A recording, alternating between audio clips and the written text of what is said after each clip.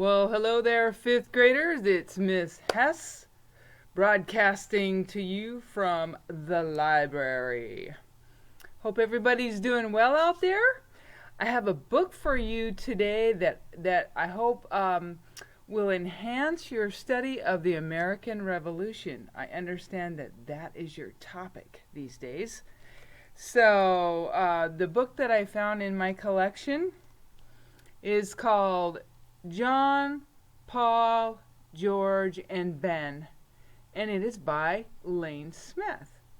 And before we read this book, hopefully, just by hearing these guys' first names, it sparks some ideas about characters, important figures in the American Revolution that you've already read about. Hopefully you go, oh yeah, John, that must be John Hancock. Or Paul Revere. Hopefully that happened, but maybe not because it's only their first name. So what we're going to do before I read the beginning of the book, I'm actually going to read you the final 2 pages. And then I think the first part will make more sense. So we get a little background or add to a little background about what you already know about these guys. So the first one we're going to talk about is Paul Revere. It said, fortunately, Paul Revere was a noisy man. After his midnight ride, every Minuteman, woman, and child knew who was coming and what they would be wearing. It was the start of the Revolutionary War. And then here we have Thomas Jefferson. The Americans needed to formally state their separation from the king. Who better than Thomas Jefferson, an independent man, to write the Declaration of Independence? Okay, and down here we have, of course, Ben Franklin. Simply signing such a document was treasonous and dangerous. Ben Franklin, a clever man, said it best. We must all hang together, he quipped, or assuredly we shall all hang separately. And over here we have John Hancock, the first signer of the Declaration of Independence, right? One might think twice about signing his name. Not John Hancock, a bold man. He was the first to scribble his autograph, and man, just look at the size of that John Hancock. That's kind of a funny scene. And down here, of course, George Washington. The war that was won thanks to General Washington. Everyone thought he would make a great king for the new United States of America, but George Washington was an honest man. The last thing we need is another king, he said. President George, however, might have a nice ring to it. Okay, so with that little bit of background added to what you already know, we will start our story, okay? Once there were 4 lads, John, Paul, George, and Ben. Make that 5 lads.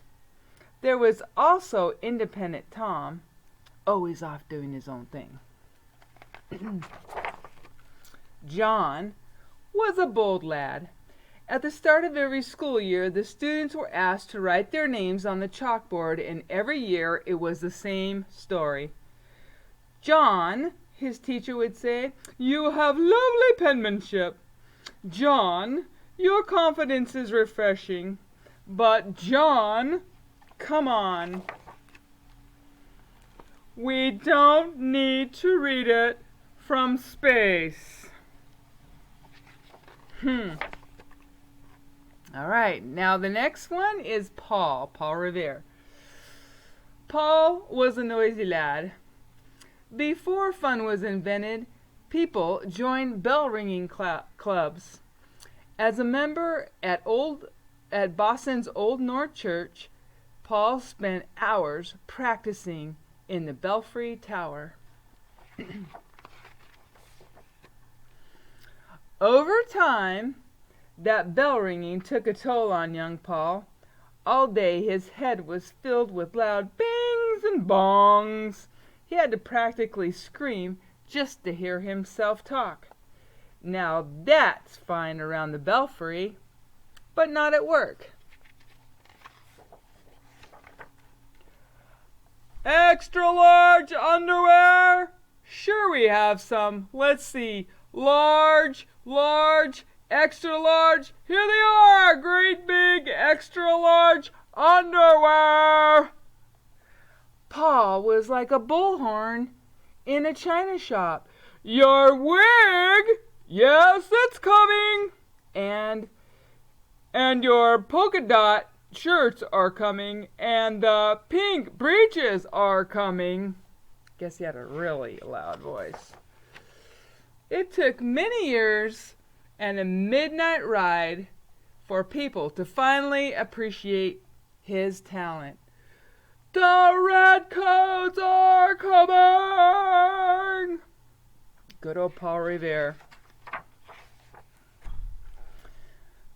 Everyone except that big underwear lady. She was still mad. All right, and then on to George Washington. George was an honest lad. One day he took a shiny new hatchet and chopped down his family's cherry tree. When his father discovered the tree, he asked, "Son, do you know who killed this beautiful cherry tree?" "I cannot tell a lie," answered George. "'Twas I who chopped down this cherry tree." "Then run to my arms, dearest boy," cried his father, "for you have paid me for it 1,000-fold with your honesty." "Really?" said George. "In that case, when I tell you I've taken out the apple orchard, leveled the barn, and made kindling of your carriage, you'll be a wealthy, wealthy man." Ruh-roh. Okay, that was the end of him. Now we're on to Ben Franklin. Ben was a clever lad. Not only did he have a saying for every situation, he generously shared them with anyone, anywhere, at any time. Fish and visitors stink after 3 days. He considered it his duty to provide frequent free advice. The sleeping fox catches no poultry. Those who are in quarrels interpose must often wipe a bloody nose. If your head is wax, don't walk in the sun. Say what? 3 can keep a secret if 2 of them are dead. The townsfolk were so taken by his generosity, they came up with a saying especially for Ben. "Please shut your big yap!" Guess he talked a lot. Poor Ben. "I like it," said Ben. "Short and to the point. Work a fox or turkey in there, and I think you've got something." Okay, and then on to Tom, who of course is Thomas Jefferson. Tom was an independent lad.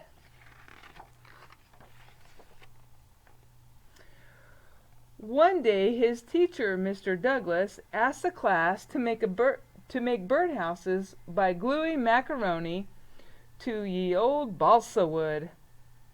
Tom happily ignored him and used traditional building materials in a neoclassical design.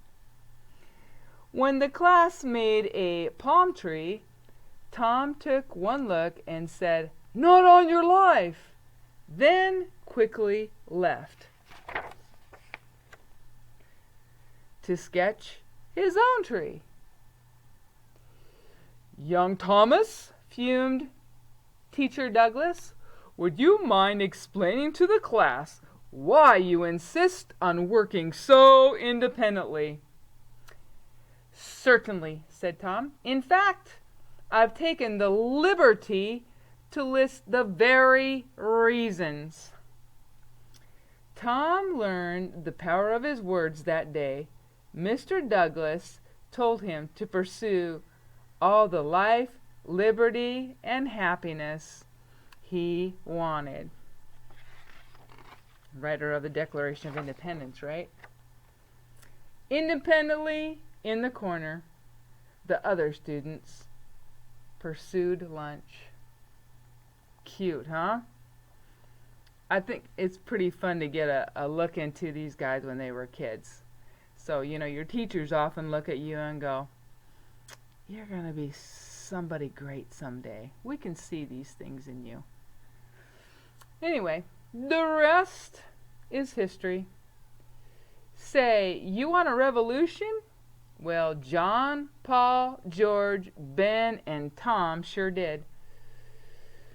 In April of 1775, they got one. The Redcoats were coming. In fact, King George III's army was marching to Lexington and Concord to arrest John and other sons of liberty. And then that's the end. That's where we started with the introduction of those characters. Oh, and the last page, ye old epilogue.